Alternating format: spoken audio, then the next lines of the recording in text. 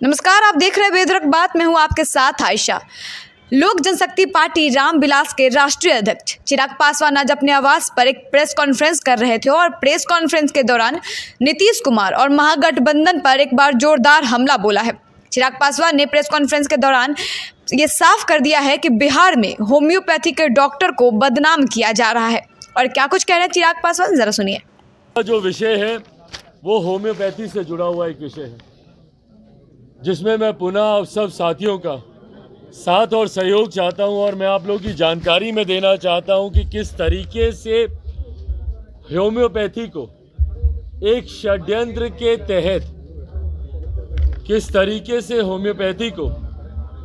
षड्यंत्र के तहत समाप्त करने का बिहार में प्रयास किया जा रहा है।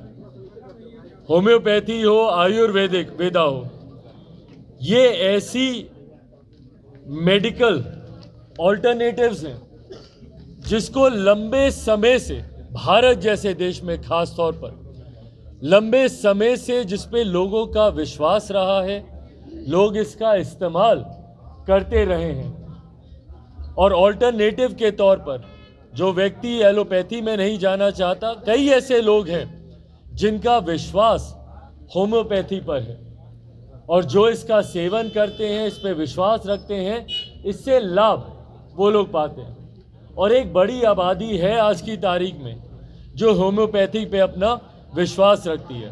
भाई मैं खुद होम्योपैथी पे विश्वास रखता हूँ।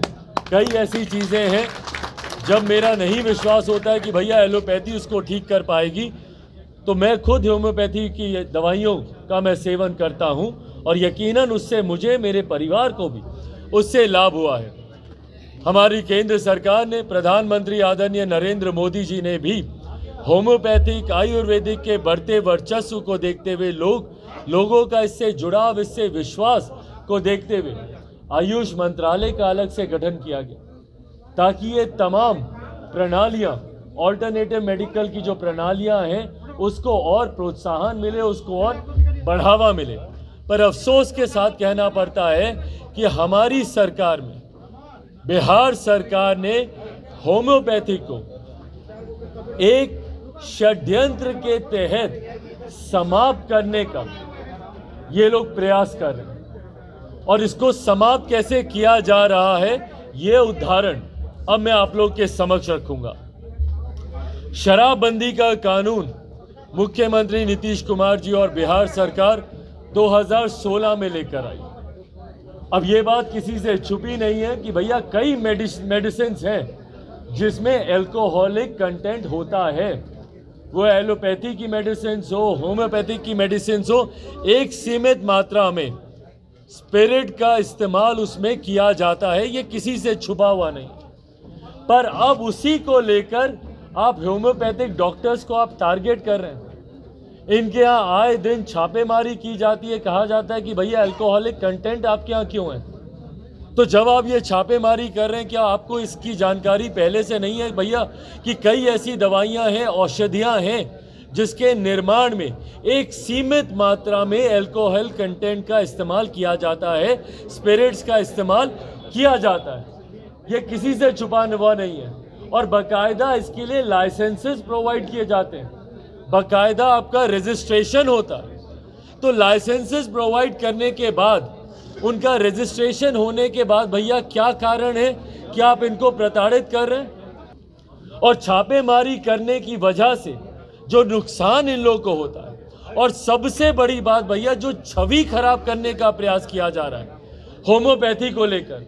हाल फिलहाल के दिनों में भी जिस तरीके से जहरीली शराब से लोगों की हत्याएं हुई हैं बिहार में, उसमें भी भैया होम्योपैथ डॉक्टर्स का नाम इसमें उछाला जा रहा है और गलत तरीके से उनके नाम को उछाला जा रहा है। उनका नाम उछालकर कहीं ना कहीं होम्योपैथिक की छवि को ये लोग खराब करने का ये लोग प्रयास कर रहे हैं, टारगेट करने का ये लोग प्रयास कर रहे हैं, ताकि होम्योपैथिक को पूरी तरीके से बिहार से समाप्त कर दिया जाए। इसके पीछे का कारण क्या है?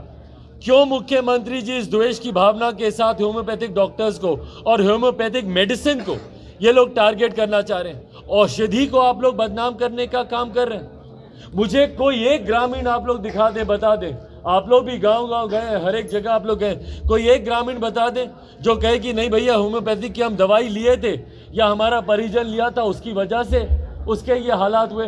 हर कोई बोल रहा है कि भैया जहरीली शराब पिए। जहरीली शराब पर ये रोक नहीं लगा पा रहे, उसकी तस्करी पर मुख्यमंत्री नीतीश कुमार जी रोक नहीं लगा पा रहे, उसके निर्माण पर मुख्यमंत्री जी रोक नहीं लगा पा रहे। तो अपनी विफलताओं को छुपाने के लिए समाज के सम्मानजनक वर्ग ऐसे डॉक्टर्स जो कि होम्योपैथ से आते हैं उनको टारगेट करने का ये काम कर रहे हैं। और किस कानून की आड़ ये ले रहे हैं?